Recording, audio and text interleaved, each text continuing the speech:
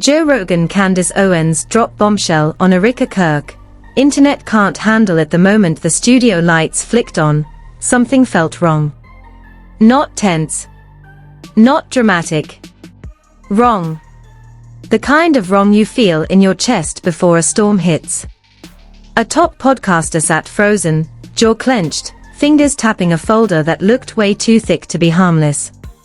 Across from him, a firebrand commentator stared straight ahead, eyes glassy, breathing slow, like someone who already knew there was no turning back. This wasn't banter. This wasn't a debate. This was an execution of a narrative millions believed was untouchable. Within seconds of the mics going live, a single sentence detonated across the internet. Everything you think you know about her is a lie, and we have proof. That was all it took. Comment sections exploded. Screenshots started flying. Group chats lit up like emergency alerts. People leaned closer to their screens, because they could hear it in his voice. This wasn't speculation. This was a decision. Then came the second voice, quieter, shaking, but far more terrifying. I've seen the messages. I've heard the recordings. And once you hear them, you won't be able to unhear them. Silence swallowed the room. No music. No jokes.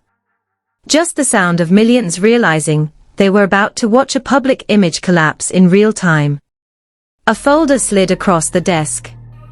Redacted pages. Time stamps. Names blacked out for a reason. These didn't come from the internet, the podcaster said. They came from inside. And just when viewers thought that was the bombshell, the commentator leaned in and whispered the line that shattered everything. She's not the victim. She's the reason. And that was only the beginning. The fallout didn't wait for context. The second that sentence landed, timelines cracked open like fault lines. Clips were ripped from the live stream, before the show even hit its halfway mark. People weren't asking if something was happening anymore. They were asking how long it had been happening without anyone noticing. Because when the podcaster leaned back in his chair and said, "This goes back years," everything people thought they understood suddenly felt staged. What followed was a slow, deliberate unraveling.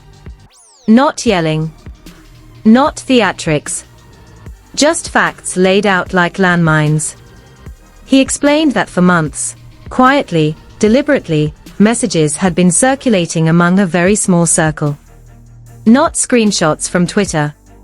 Not anonymous DMs, actual communications. Time-stamped. Cross-verified. The kind of material that doesn't surface unless someone on the inside decides they are done protecting the illusion. The commentator nodded, almost reluctantly, and added fuel to the fire. She said she'd been approached privately long before this moment, warned to watch her back, told that there were conversations happening she wasn't meant to hear. At the time, she dismissed it as jealousy, maybe paranoia. But then the messages started showing up. Late-night texts. Voice notes sent and deleted. Calls that went unanswered the moment certain names were mentioned. A pattern forming where there shouldn't have been one.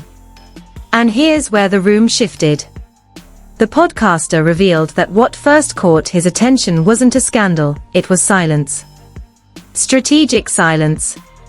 Moments where a response should have come quickly but didn't. Moments where someone else spoke for her. Moments where narratives changed overnight without explanation. He said, "People think chaos looks loud. Real control looks quiet." That line alone sent chills through viewers. According to what he described, carefully, repeatedly using words like alleged and claimed, there was a parallel operation running behind the scenes.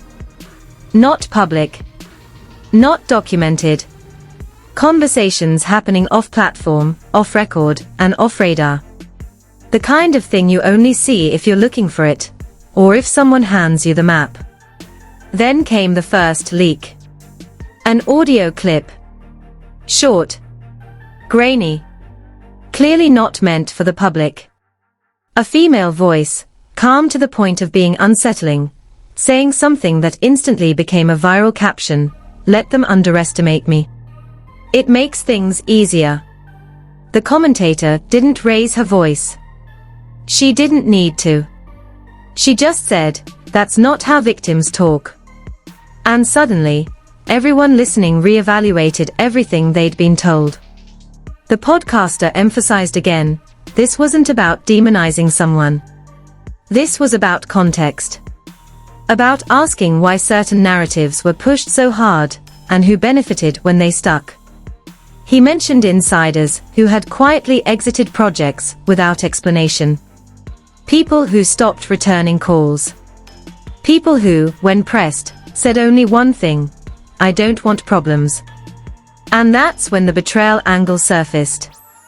Behind closed doors, alliances had shifted.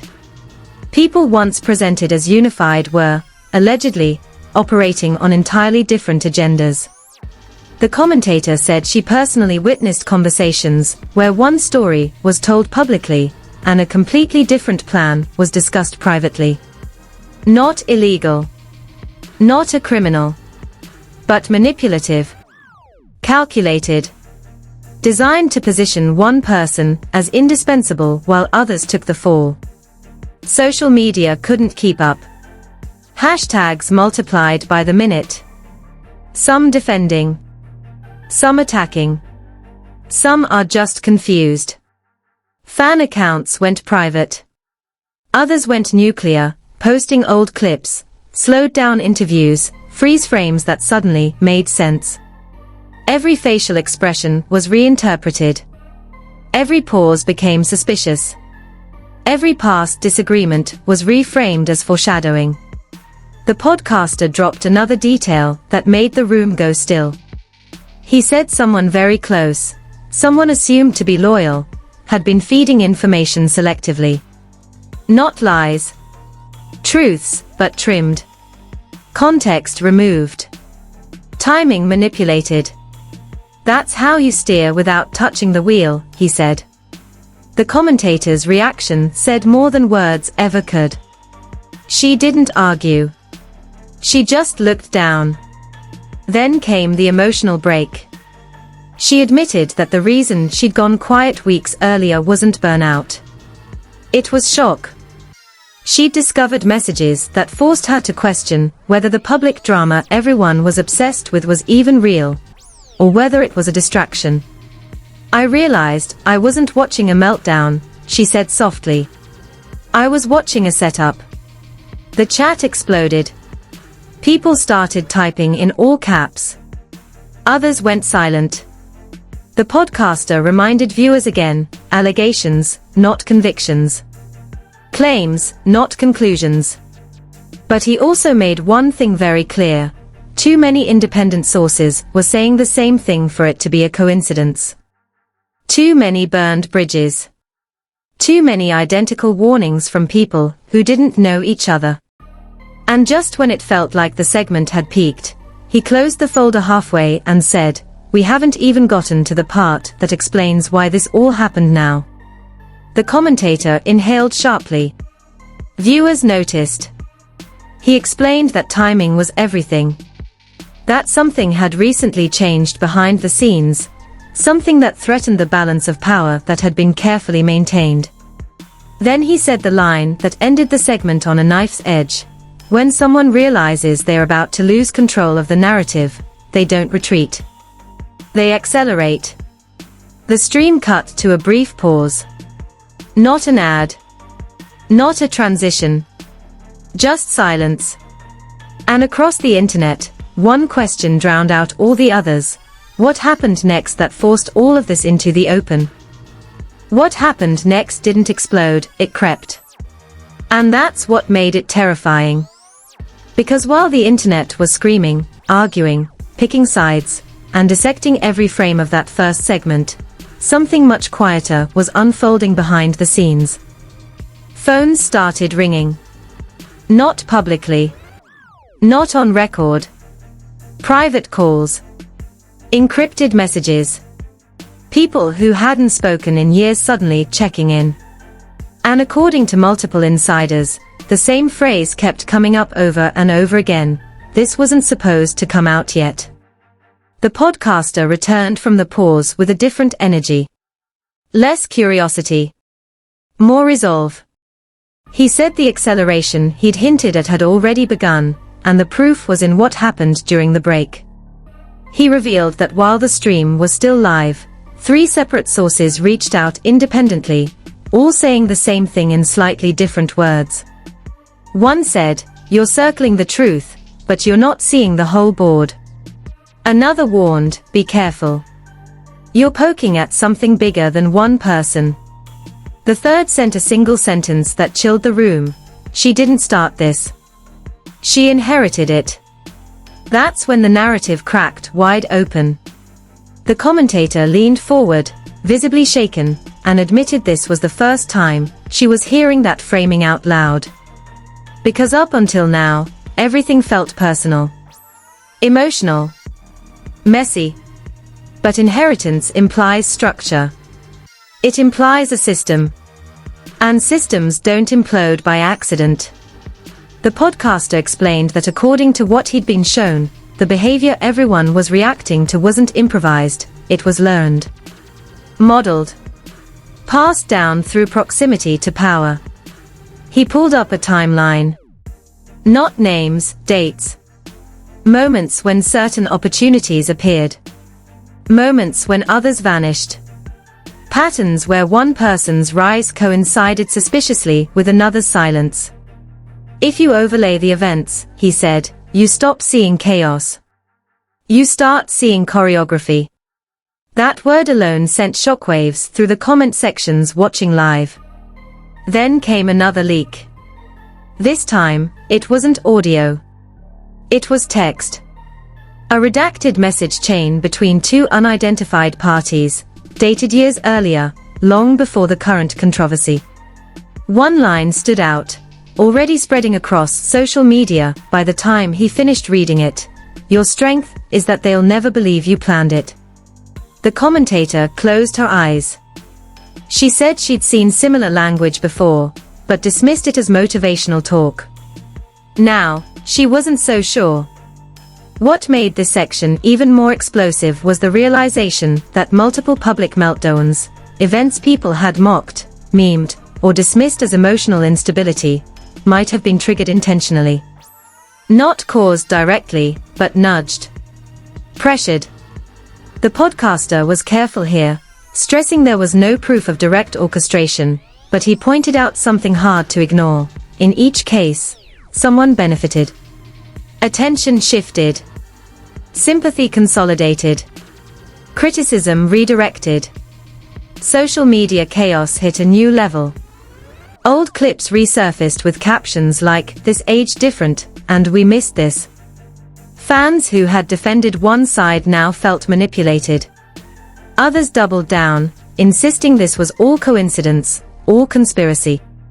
Twitter spaces filled with shouting matches. TikTok stitched itself into a frenzy of half-theories and slowed down analysis. YouTube reaction channels went live simultaneously, all trying to decode the same thing. And then the betrayal angle escalated. The commentator revealed that after the first segment aired, she received a message from someone she hadn't heard from since a very public falling out years ago. No apology. No explanation. Just a warning. You're closer than you think. And that's why they are nervous. She said her hands were shaking reading it, not because of fear, but because it confirmed something she'd suspected, but never said out loud. People inside the circle knew this reckoning was coming. The podcaster added that one of his sources, someone with nothing to gain and everything to lose, had described a private confrontation that never made headlines. According to that account, voices were raised, not in anger, but in panic. Accusations flew. Not about loyalty, but about exposure. About who talked to whom. About who kept receipts. About who underestimated how much people remembered. And here's where the emotional breakdown hit. The commentator admitted she'd blamed herself for months, thinking she'd misread intentions, overreacted, burned bridges unnecessarily. "I thought I was the problem," she said. "I thought I was too much." Her voice cracked when she realized the alternative, that distancing herself may have been the only reason she wasn't further entangled. The podcaster didn't interrupt. He let the silence speak. Another insider leak followed, this one described as a strategy memo. Not official. Not branded. Just bullet points. Goals. Risks. Contingencies. One line was circled in red. Control the emotional narrative before facts surface. The commentator whispered, "That's exactly what happened." Viewers felt it. The shift from disbelief to dread was palpable. Celebrity reactions poured in, subtle but unmistakable. One high-profile figure unfollowed without comment. Another liked a tweet questioning the entire situation, then unliked it minutes later. A third posted a cryptic quote about truth and time, which fans immediately interpreted as a side being chosen. Every move was scrutinized. Every silence felt intentional. The podcaster leaned back and delivered what might have been the most unsettling observation yet. "The scariest part," he said, "isn't what we've uncovered. It's what people still aren't saying." He explained that fear, not of backlash, but of implication, was keeping others quiet. Speaking up now meant admitting complicity, even if unintentional. And not everyone was ready for that. As the segment pushed toward its end, he revealed one final detail. There was a recording he hadn't played. Not because it wasn't real, but because releasing it without context would cause irreversible damage. It wasn't explosive in volume. It was explosive in implication. He said it reframed the entire story, not as a feud, not as a scandal, but as a transfer of influence that had been years in the making. The commentator asked the question everyone at home was screaming, "Does she know how bad this looks now?" The podcaster paused, then said quietly, "I don't think she thought it would ever look like anything." And with that, he ended the segment on a chilling note. The next part isn't about what was done. It's about who finally realized they were disposable. The screen faded. And across every platform, the same sentence echoed in different forms. If this was inherited, who passed it down? By the time the third wave hit, nobody was pretending this was entertainment anymore. The tone across every platform shifted from shock to survival. Influencers stopped joking. Commentators stopped hedging. Even the loudest voices went cautious, because what was unfolding now wasn't about who looked bad online. It was about who was about to be erased from the narrative entirely. The podcaster came back with eyes that looked like he hadn't slept. He didn't open with jokes. He didn't recap. He went straight for the jugular. "I need to be very clear," he said, leaning forward, fingers interlocked. "What you're about to hear isn't an accusation. It's a pattern. And patterns don't lie." He explained that after the previous segment aired, his inbox exploded, but not with fans. With warnings. Former allies. Quiet power brokers. People who spoke in riddles, because saying things plainly would implicate themselves. One message stood out. It read, "If you connect the silences, you'll see the shape of it." That phrase alone became a trending caption within minutes. Then came the receipts everyone feared. Not screenshots. Not audio. Calendars. Private scheduling logs that showed meetings that were never acknowledged publicly. Overlapping appointments. Strategic absences. Moments when one person vanished from the spotlight, while another stepped in seamlessly. The podcaster pointed out how often crises are conveniently aligned with opportunities. "This is where people mess up," he said. "They think manipulation looks like chaos. It doesn't. It looks like timing. The commentator beside him visibly recoiled when she recognized dates. She remembered feeling off. Days when calls went unanswered. When plans changed at the last second. When she was told, gently but firmly, to sit this one out. She admitted, voice shaking, that she'd been made to feel irrational for noticing. They called it intuition fatigue, she said.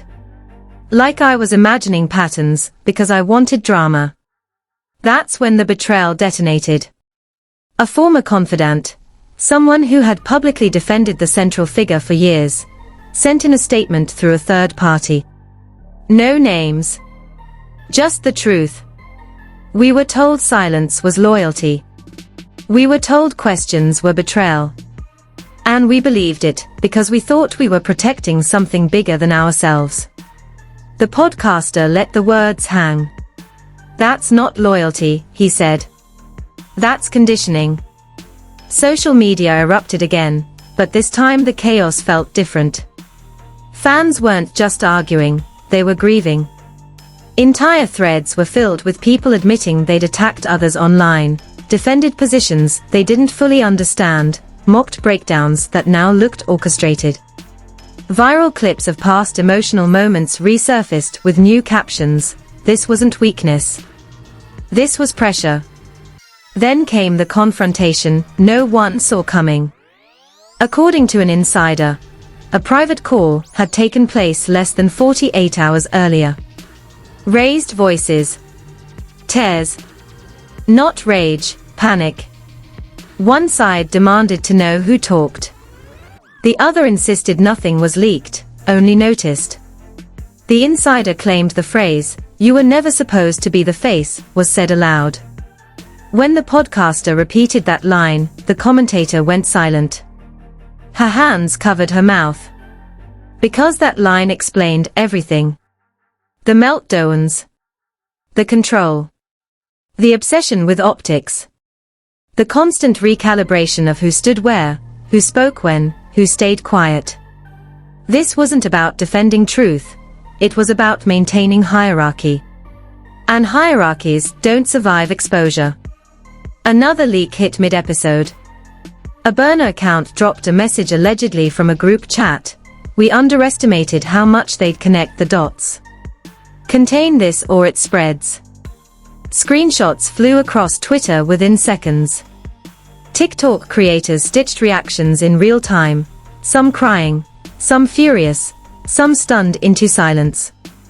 A well-known celebrity quietly deleted a years-old post praising the central figure.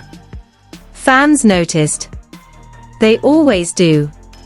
The commentator finally broke down. She admitted she'd been warned once, years ago, by someone who told her, if you don't play the role they wrote for you, they'll rewrite you as the villain. She laughed then. She wasn't laughing now. I thought I was strong enough to stand outside it, she said. I didn't realize how deep it went. The podcaster nodded. That's the trick. You don't see the system when you think you're choosing freely. As reactions poured in, another twist surfaced. A respected public figure released a statement that didn't name names, but landed like a grenade. I've watched too many people disappear quietly for telling the truth politely. If accountability feels like an attack, it's because power is being questioned. The internet read it as a line in the sand. Behind the scenes, brands distanced themselves. Invitations paused. Meetings rescheduled indefinitely. Silence became strategic. And still, no direct response. The podcaster addressed it head-on. People keep asking why there's no denial, he said. Here's why. Denials invite questions. Questions invite timelines. Timelines don't lie. He revealed that his team had been contacted by legal representatives, not threatening, but probing. Asking what exactly would be discussed next. Asking who had spoken. Asking, pointedly, whether certain materials existed. That was the moment everyone realized this wasn't slowing down. It was accelerating.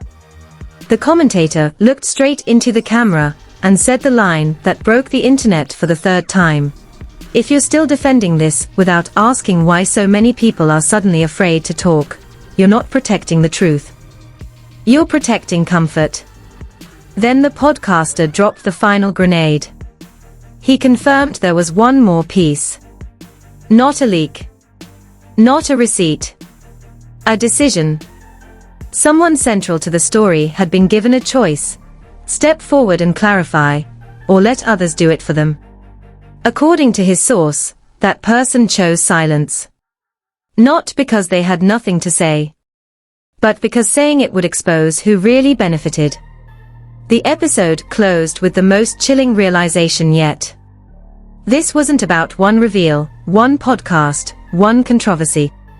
It was about a system that only works when everyone plays their part, and punishes anyone who doesn't. The podcaster leaned back and delivered the final line slowly, deliberately. Every story like this ends the same way. Not with a confession. With a replacement. The screen cut to black. And across the internet, one question echoed louder than all the others combined. If this was all inherited, who's next in line? If you made it this far, understand this isn't just another video you casually scroll past and forget. This is one of those moments the internet looks back on and says, that was the turning point. The kind of story that only survives if people refuse to let it be buried under silence, spin, and distraction. And whether you realize it or not, your engagement right now actually matters. If you don't like this video, the algorithm buries it. If you don't comment, the conversation dies in private group chats instead of public accountability. If you don't subscribe, you miss what happens when the next leak drops and the story takes an even darker turn. And make no mistake, there is more coming. People are watching to see if the public loses interest. They are waiting for the outrage to cool off. They are counting on attention to move on. Don't give them that comfort. Hit the like button so this stays visible. Drop your theory in the comments, not just what you believe, but why. Call out the patterns you noticed. Say the thing everyone's thinking but afraid to type. That comment section is becoming a record, and records matter. And if you're not subscribed yet, do it now. Because when the next piece surfaces, the one people are already scrambling to contain, it won't be explained on the evening news. It'll be broken down here, unfiltered, uncensored, and in real time. Turn on notifications. Stay locked in. Because stories like this don't disappear, they explode.